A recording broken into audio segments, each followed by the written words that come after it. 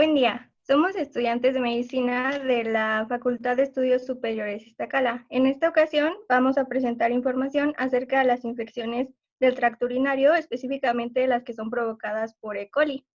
Para esto primero tenemos que saber un poco de las generalidades. La E. coli es una enterobacteria perteneciente al género Escherichia, que es en específico, la especie E. coli, es una gram negativa que además es anaerobia facultativa. Esto quiere decir que puede sobrevivir en ambientes con poco oxígeno. Am,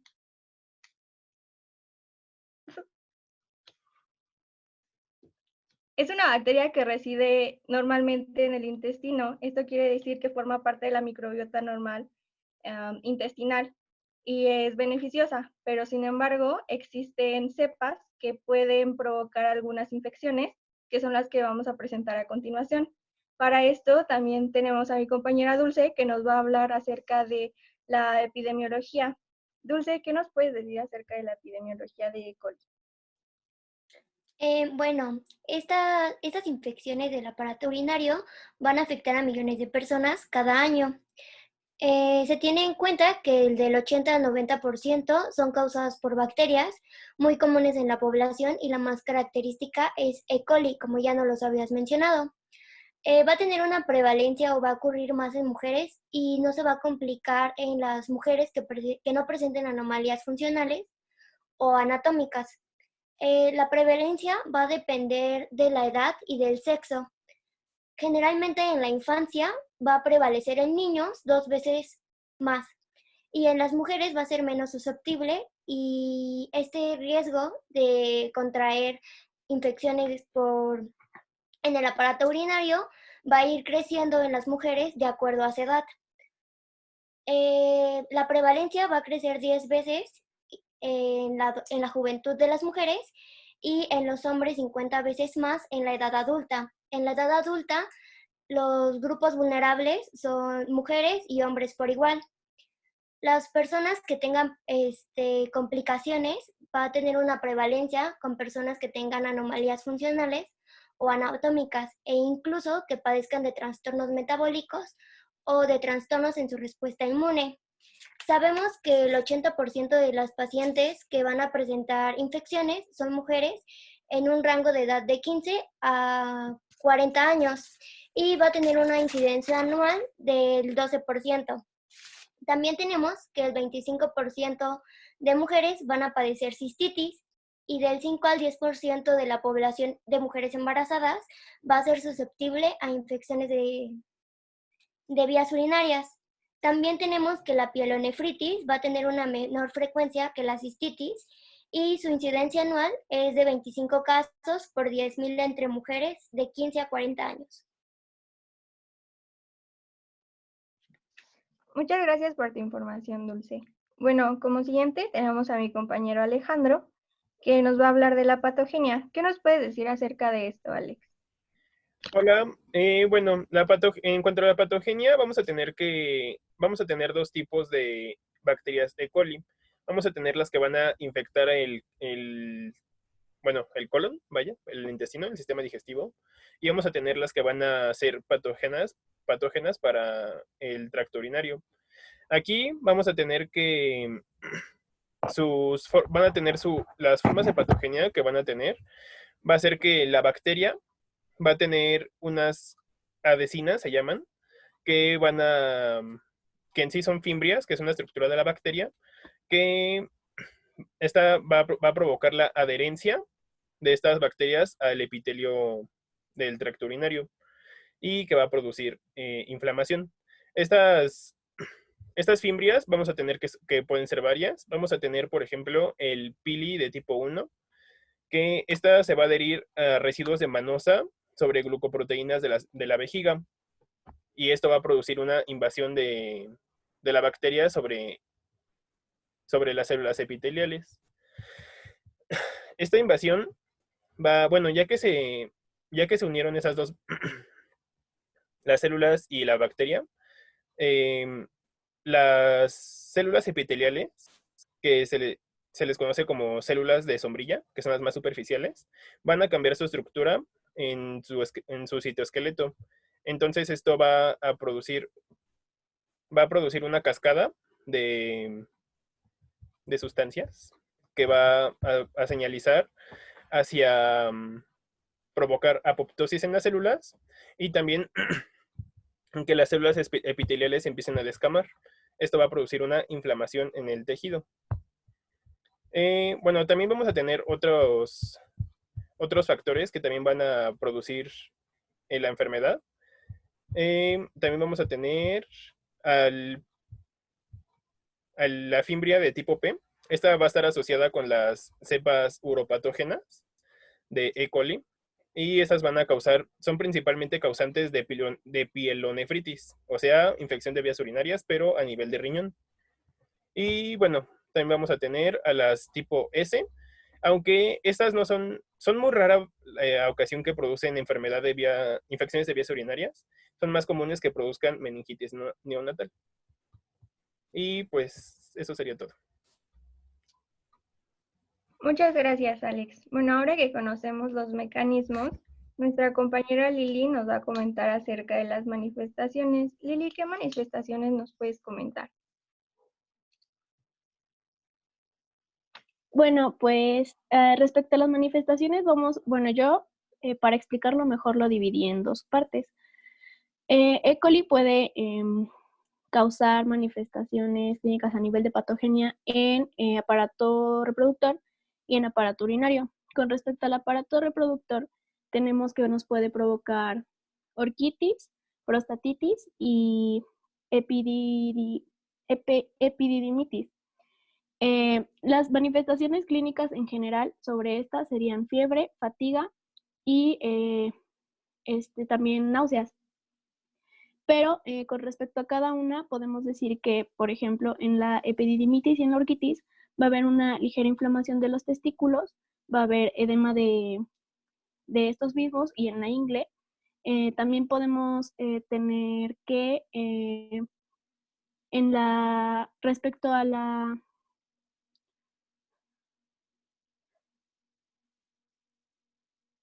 inflamación escrotal, esta nos va a causar dolor al orinar, y en la prostatitis principalmente va a ser las ganas de orinar frecuentes del paciente. Con respecto a las enfermedades de vías urinarias, tenemos a la pielonefritis, a la cistitis y también uretritis.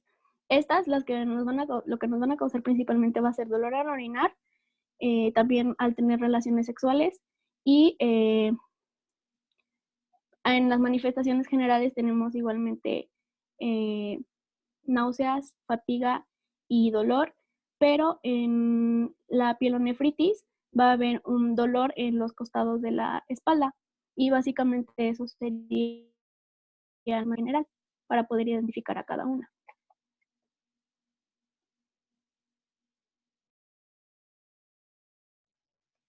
Muchas gracias, Lili. Ahora que conocemos las manifestaciones, podemos ir al diagnóstico. Dulce, ¿qué nos puedes decir acerca del diagnóstico? ¿Qué criterios son tomados en cuenta?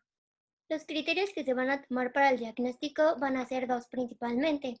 Primero vamos a considerar el clínico, y estos son los signos y síntomas específicos que nos indicó nuestra compañera Lilian. También vamos a tener el microbiológico, y en el microbiológico vamos a basarnos en un estudio que es el estudio de los componentes de la orina. Lo que tenemos que identificar en este estudio va a ser la presencia de leucocitos polimorfonucleares, las células del epitelio escamoso y qué bacterias abundantes se encuentran en la orina. También tenemos que hacer una prueba de nitritos, y esta prueba de nitritos tiene que salir positiva. El diagnóstico microbiológico nos va a ayudar para confirmar el clínico, y es necesario también hacer un urocultivo que se va a basar en el aislamiento de colonias bacterianas que son causantes de la infección, que en su mayor prevalencia es la E. coli. Después de que se tomó la muestra y se hizo el estudio, vamos a clasificar dos parámetros, la infección clara y la infección mixta. En la infección clara tenemos que hacer una cuenta de 100,000 o más bacterias por mililitro de orina, y en general se tienen que cuantificar de 1000 a 3000 bacterias por mililitro para poder dar un diagnóstico de infección en vías urinarias.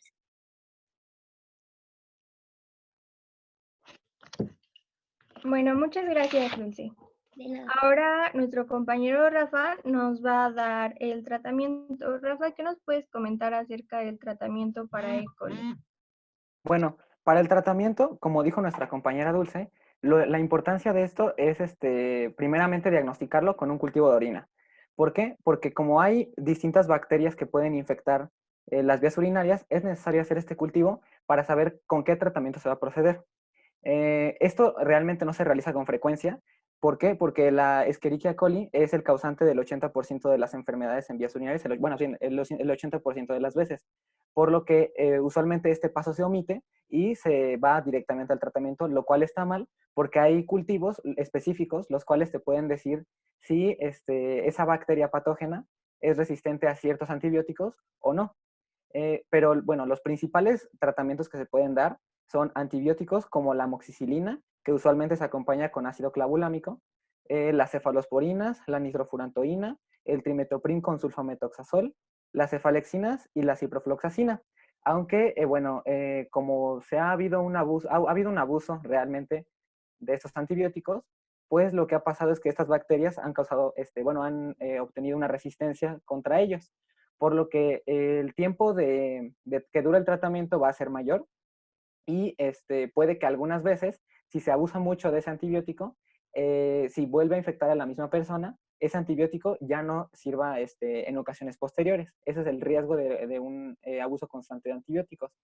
Pero, usualmente en textos los tratamientos se manejan hasta en una sola dosis o en o hasta 3 días. Pero lo correcto es que como la resistencia ha avanzado tanto, pues lo correcto es recetar estos antibióticos o tomárselos de 7 a 10 días como máximo para estar seguros de que no haya una reinfección y una resistencia añadida en la infección posterior por esta infección, por este patógeno. Además, en casos complicados como es la pielonefritis y las prostatitis agudas, se recomienda que los tratamientos largos, que los tratamientos en realidad sean largos, de 7 días hasta 2 semanas para estar seguros de erradicar completamente a la E. coli. Bueno, muchísimas gracias por tu aporte, Rafa. Ahora que conocemos toda esta información, es necesario que hablemos algo muy importante, que es la prevención. Para eso nuestra compañera Paola nos va a hablar de la prevención. ¿Qué recomendaciones nos daría? Bueno, de acuerdo con la OMS, debemos aplicar medidas de control en todas las etapas de la cadena alimentaria, que van desde la producción agropecuaria en las granjas hasta la elaboración, fabricación y la preparación de los alimentos, en las cocinas, tanto como en los establecimientos comerciales, así como en los hogares. Y bueno, en cuanto a la industria, tenemos una aplicación de unas buenas prácticas de higiene durante el sacrificio, va a reducir la contaminación por heces, lo cual no va a garantizar la ausencia de ellas, pero pues de la E. coli. Sin embargo, vamos a tener pues un mayor cuidado, ¿no? Y asimismo, se va a dar una formación sobre el manejo higiénico de los alimentos a todos los que van a a participar en la producción de los alimentos, ya que es esencial para reducir al mínimo la contaminación microbiológica. Sin embargo, pues el método más efectivo que vamos a tener va a ser la eliminación por tratamiento bactericida, así como el calentamiento. Y un ejemplo de este sería la cocción y la pasteurización, o también tenemos irradiación. En los hogares vamos a tener 5 claves de la inocuidad de los alimentos, los cuales van a hacer que vamos a mantener la limpieza. Y esto quiere decir que vamos a lavar bien las frutas y las verduras, especialmente si se van a comer crudas y de ser posible deben de pelarse. También vamos a tener un lavado de manos, sobre todo antes de preparar o de consumir los alimentos y también después de ir al baño. Y especialmente pues deben de tener mucho cuidado las personas que cuidan bebés o niños pequeños y o las que cuidan a las personas mayores o a personas inmunodeprimidas, pues ya sabemos que la bacteria se transmite de persona a persona, así como a través de alimentos o el agua o como contacto directo con los animales. También debemos de separar los alimentos crudos y cocinados y debemos de tener cuidado con las poblaciones vulnerables como los niños pequeños y las personas mayores, ya que éstas deben de evitar el consumo de alimentos con carnes crudas o poco cocidas, también leche cruda y productos elaborados con leche cruda. Se debe cocinar completamente, eso quiere decir que al menos a 70 grados centígrados. Y se deben de mantener los alimentos a temperaturas seguras y se debe de usar agua y materias primas seguras, o sea, bien limpias y sin dudosa procedencia. De acuerdo a los productores de frutas y verduras, la OMS publicó las 5 claves para cultivar frutas y hortalizas de la manera más segura. Vamos a tener van a ser prácticas esenciales para evitar la contaminación microbiana de los alimentos frescos durante la plantación, el crecimiento y la cosecha y almacenamiento. Y las 5 claves son que se debe de ser una práctica buena, una práctica con una buena higiene personal. Se deben de proteger los campos de la contaminación fecal por animales, utilizar residuos fecales tratados, evaluar y gestionar los riesgos del agua, mantener limpios y secos los equipos de cosecha y las instalaciones de almacenamiento. Y pues es básicamente tener una buena higiene y limpiar bien los alimentos. Eso es todo de prevención. Bueno, muchas gracias por tu aporte, Pau. Entonces, con esto concluimos y sería todo por nuestra parte. Muchas gracias a mis compañeros que colaboraron con la información y muchas gracias a ustedes con la información. Esperamos que les sea de ayuda. Ya,